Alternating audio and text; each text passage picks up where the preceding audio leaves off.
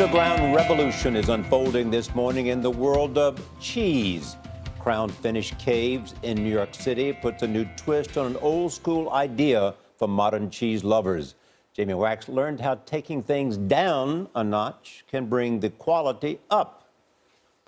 Head down this steep spiral staircase in Brooklyn, and you'll find a small group of cheese lovers giving new meaning to New York's underground food scene. How far below the streets of Brooklyn are we right now? We're about 30 feet below the streets, lower than the subways.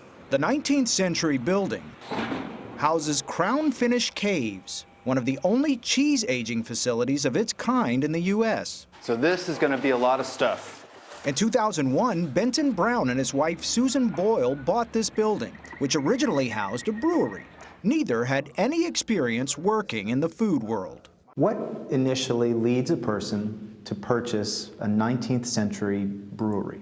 Cheese was really something that I was passionate about consuming and would try cheese all over the place, and then I was like, this is where we can make cheese down here. We can make cheese. And that was the sort of the beginning. In the days before refrigeration, brewers kept their lagers chilled in the caves, which naturally maintain a temperature between 50 and 54 degrees.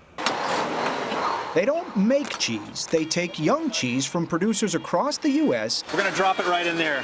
And bring the days-old dairy These feel nice and cold. down to their brick-arched caves. The buildings are what have driven us into cheese. The space is what, this is a site-specific project in a way. Turns out the dark, cool conditions are also ideal for aging cheese. Benton studied the art of affinage, or cheese aging, in Vermont. It smells really good.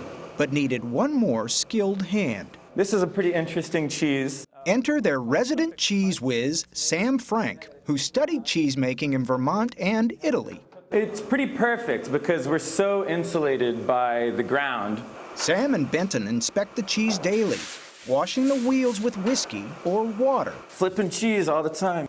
Flipping the cheese over helps develop its flavor. And what is it about cheese that stuck you in? So milk is just this blank canvas that can be turned into hundreds and thousands of different flavor profiles and appearances and textures. It's a pretty amazing thing. The cheese inside crown-finished caves ages anywhere from 3 weeks to 2 years.